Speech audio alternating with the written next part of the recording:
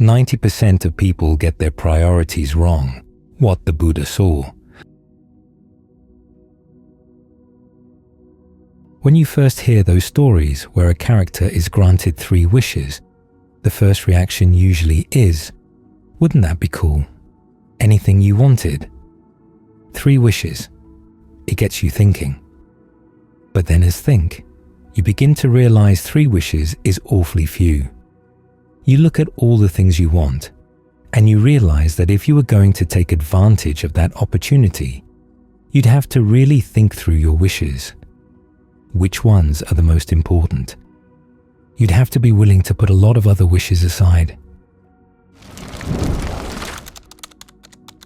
Well, that's what death does. It makes you realize that the field of possibilities is limited.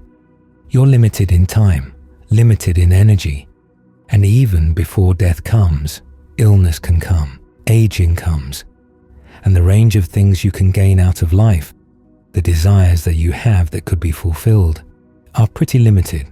This is where determination comes in, when you decide that there's a limited number of things that are really most important to you, and you want to make sure that your other wishes don't get in the way. Think about the Buddha and all the things he could have had in life. He finally realized what he really most wanted was something that wouldn't die. The stories have been built up around the legend of the Buddha. Tell us about how his family said, "Oh, that's impossible." His friends told him, "It's impossible. Think of all the great people in the past who had to satisfy themselves with sensual pleasures, power, the things of the world." In the legends, the Bodhisattva says, "Well, in that case, they're not admirable people if they're willing to content themselves with that. There must have been something of that attitude in the young Bodhisattva's quest when he left home. He gave up all those things, all those comforts of home, all the possibilities of power and wealth. He said what he really wanted more than anything else was something that wouldn't die, and he sought what was skillful. In other words, actions that were skillful in leading there. What would work? We have to reflect on our own practice in the same way. There are a lot of things we have to give up, not only in terms of material comforts, but also in terms of many of our cherished ideas. You have to realize that this is one of those paths where you have to take as little luggage as possible. There will be a lot of things you'll have to give up, but fortunately, the path doesn't save all of its rewards for the end. Of the various kinds of clinging that the Buddha talks about, 3 of them you can actually use on the path, because clinging, of course, means feeding, and you're going to have to feed as you practice. The only type of clinging that's not to be engaged in is sensuality. And remember what sensuality means. It's your fascination with fanaticizing about sensual pleasures. You don't have to give up sensual pleasures altogether. Just this fascination with planning for this, planning for that, and then saying, "No, how about this? How about that?" You've got to put all that aside. There's no room for that. Which means you have to find your pleasures elsewhere. This is why we hold on to the practice of concentration. That's our alternative pleasure. And we adopt views that are helpful on the path. Here again, there are a lot of things we hold dearly in terms of our ideas of right and our ideas of wrong. But if they get in the way, what's their value? There's a certain value in the sense that they're your ideas and they've worked for you in the world. But you have to see that there are a lot of things that you have to give up to adopt the Buddha's ideas of what's actually right and wrong. Because after all, there is the right path and there's the wrong path.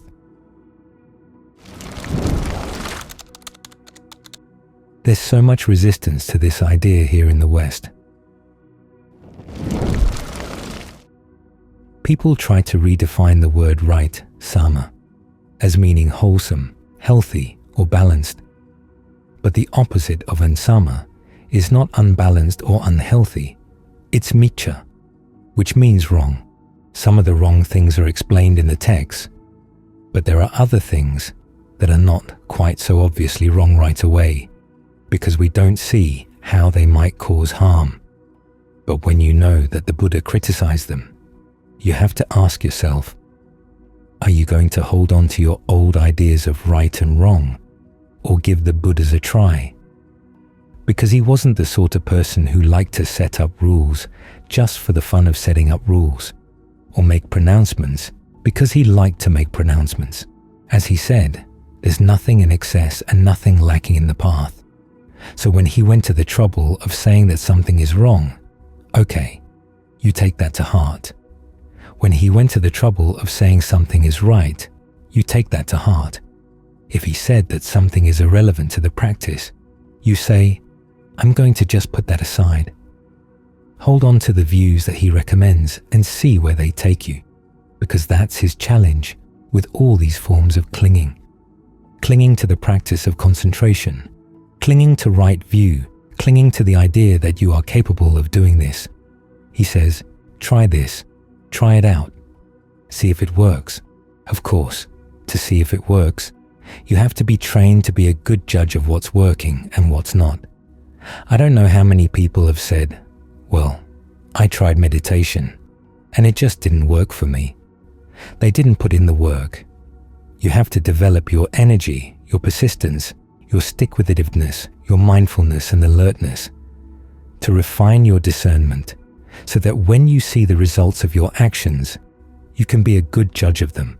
When things are not going well, is it a sign that the path is not going to work at all, or simply that you're not doing something right? You have to go back and check. That willingness to go back and check has saved a lot of people. So remember that the practice requires that you look all around. There's one passage where the Buddha says that you need a good eye in order to practice. He compares the meditator to a good shopkeeper. One of the attributes of a good shopkeeper is that he has a good eye. He knows at a glance what kind of items he can buy cheaply and sell for a profit. The Buddha compares this with someone who's able to see the Four Noble Truths. And even though you may not be seeing things obviously in that framework, still when you see things in terms of what are you doing that's causing suffering? What can you do to stop that? That's when you develop your good eye. One of the other attributes is that you're astute. For the shopkeeper, this means that you know how to go about buying something cheap and how to get other people to buy what you're trying to sell. The astute practitioner is someone who practices right effort. You notice this again and again, the connection between discernment and right effort. Right effort is not just brute effort, it's wise effort. And then finally, the Buddha said that a good shopkeeper has backers, people who deposit money with him and say, okay, use this to buy and sell and pay us back with interest. In the case of the practice, having good backers means having someone you can go to and ask when things are not going well on the path, what might be wrong, or when there's something in the Buddha's teachings that you don't understand. How do you explain this? In other words, you should take advantage of the fact that we are a community, an eye. So you want to develop that good eye so that you can see what you're doing and what you may be doing wrong. That way, you can learn. Be open to the possibility that you're doing things wrong. As long as you haven't reached the end of suffering, you're still doing something wrong. Learn to take that fact with the right attitude, not get wiped out by it, and not get discouraged. Take it as a challenge and be up for the challenge, because after all, what would be better than a happiness that doesn't die? If you could get just that one wish, as the Buddha said, the other hardships that go into the practice wouldn't mean anything. You wouldn't see them as hardships at all, once you attain that goal. Is that worthwhile? So look at the excess baggage you're carrying around and the obstacles you're putting in your path and see if you can clear them away. As for all your excess desires that head off in different directions, learn how to tame them. Get them to point in the right direction, in line with your determination. Because this desire to find something that's deathless, a deathless happiness, really does ennoble life. Even if you can't get there all the way in this lifetime, the fact that you put yourself on the path and made that your goal, that's what makes your life noble as well. Serial clinging is still clinging. There was a book several years back on the topic of the Buddhist attitude toward desire. The author was making the point that our problem is that we cling to the objects of our desires. But if we could have a desire without clinging to the object, we'd be fine. Of course, that's the recipe for a serial sex offender. You keep on desiring. First, you have one object, then you don't care about it anymore. You find another object, and then don't care about that anymore. This could go on without end. The author had everything backwards. The desire itself is the problem. The fascination with thinking about sensual objects, that's what we cling to. The particular object may change. Sights, sounds, tastes, smells, tactile sensations. And look at the mind. It runs all over the place.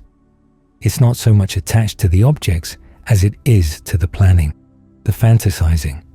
And even there, the plans and the fantasies may change. Clinging to sensuality doesn't mean that you hold permanently to one fantasy or one plan. It means you hold on to this or that activity long enough to feed on it. Then you go looking for something else to feed on. The same holds for the other types of clinging. Clinging to views, clinging to habits and practices, clinging to doctrines of the self. Clinging to views doesn't mean you have a fixed view that you hold on to all the time. You hold on to one view, and then you can change it. You hold on to the next one, you change that, hold on to another one. You can't avoid view clinging by just wandering around with different views, or by claiming to be view fluid, saying that you don't have any particular view you hold on to all the time. The fact that you hold on to one long enough to base an action on it, that's clinging enough. The same with habits and practices. You can change your habits and practices, your ideas of what you should and shouldn't do, believing one thing today, another thing tomorrow. It's still clinging. The same with doctrines of the self. You can have different ideas of who you are. You already go through the day with different ideas of who you are. Sometimes you identify with your body, sometimes with your feelings, sometimes with your perceptions, your thoughts, your consciousness, or any combination of these. If you were to draw a picture of your sense of self, it would be like an amoeba, changing shape all the time. It all still counts as clinging, because the Buddha's not telling you, wander around with your ideas about what should and shouldn't be done, what the world is like, who you are. It'd be hard to follow a path of practice that would amount to anything if it was so shifty. So you can't avoid clinging simply by changing your mind all the time. You're just turning into a serial clinger.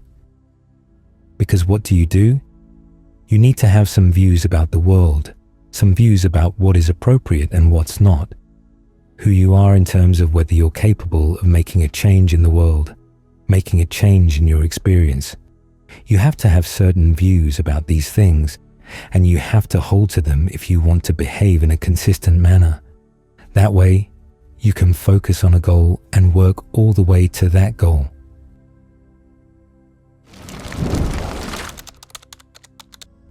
The solution is not to keep changing your views.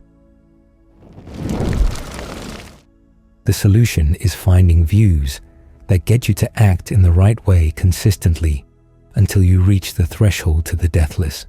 This is what the Buddha calls the karma that leads to the end of karma. And it's going to require firmly held right views and devotion to skillful precepts and skillful practices, and a consistent view of yourself as being responsible, of wanting to put an end to suffering, and believing in yourself that you can do this, at the same time realizing that you're the one who has to be responsible. So the way out of clinging actually is holding on to certain views, certain habits, certain ways of defining yourself that are skillful. This kind of holding on is part of the Buddha's strategy. You have to remember that discernment is always strategic. The Buddha's not just describing the way things are for the sake of the description. He's telling you, think in these ways up to this point, and then you're going to have to abandon those ways. But in the meantime, hold on and be consistent. Now, the only clinging that the Buddha doesn't leave room for in the path is clinging to sensuality. This doesn't mean that you have to reject all sensual pleasures. Remember, sensuality is your fascination with thinking about sensual pleasures, planning for them, fantasizing about them. But as for the pleasures themselves, there will be those in accordance with the path and those not in accordance with the path. There are some cases where the Buddha says, across the board, that certain pleasures are to be avoided. Any sensual pleasure that involves breaking the precepts, for instance, is out of bounds.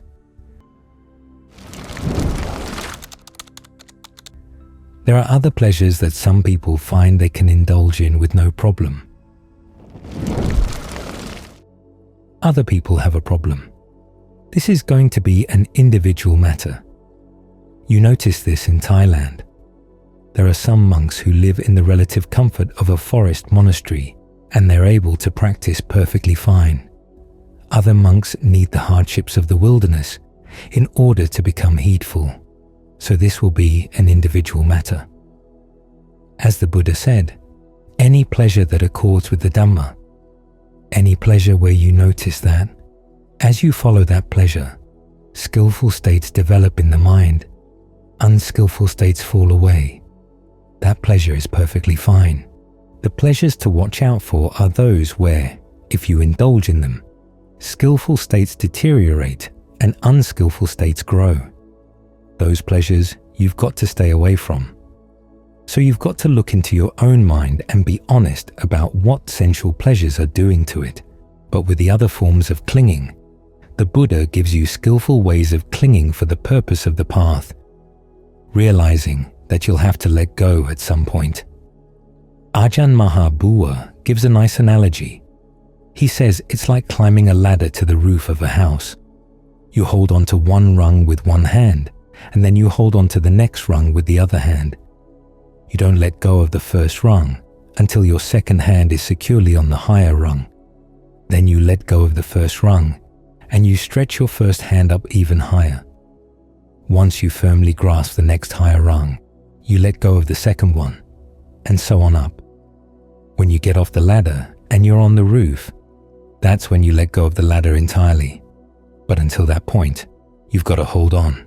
The Buddha once was teaching Ven, Ananda, going through a list of the different stages of concentration, starting with the fourth jhana and going higher, talking about how when you get to the highest level of concentration, you realize there's a pure state of equanimity. As long as you're attached to that equanimity, you won't be able to gain awakening. But if you learn to see that it too is inconstant, stressful, and not self, you learn to let it go. Then you can be free. Ananda's comment was the Buddha was teaching how to get across the river by going from one clinging to the next. Think of it as stepping from one rock in the river to the next until you reach the far shore, so you will be clinging as you follow the path. The more consistent you are in clinging to right view, the better. Our problem is that we hold on to it sometimes and then change our minds and hold on to wrong views other times. So watch out for the justifying voice that says, "See, I'm letting go. I'm showing that I'm not clinging." That's not the case. You've just gone back to cling to something that's not as skillful. Then you get stuck in what Ajahn Lee talks about when he describes the two paths we usually follow, saying that our problem is that we follow the right path sometimes, and then the not right path other times. As a result, we don't really get anywhere. If you want to get someplace, you have to hold on to the right path all the way. Watch out for the mind's tendency to want to switch around. Remember, there's no justification in the Dhamma for it, and especially watch out for the voice that says, "I'm learning how to be unattached." That's very seductive, and it sounds as if it's got the Dhamma on its side. This is one of the things you have to watch out for all along, because the defilements know how to sound like Dhamma sometimes. They can take a Dhamma teaching that's true and beneficial, but not right for the time and place, or it may not even be true. It sounds right, but if you look at it carefully, you begin to realize that something's off. All this comes down to that tendency that Ajahn Chah noted. He said that when you really look at your mind, one of the first things you realize is how much it lies to itself. You can take the Dhamma and turn it into not Dhamma, and yet still think it's Dhamma. So remember this, clinging doesn't mean you just hold on to something fixedly. It means you hold on to something long enough to make a decision about what to do based on your idea of what the world is, what should and shouldn't be done, who you are, and the extent to which you'll benefit from that action. If you keep changing your views about this, Ajahn Lee's image is of paddling around in a little lake. You paddle and you paddle and you paddle, and you think you're going to get someplace, but you've just been paddling in circles.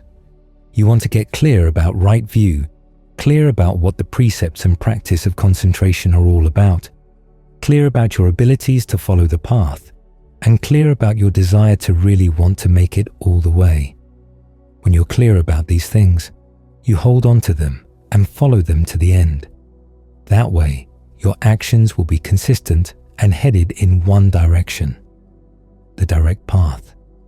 And it's the direct path that takes you where you want to go.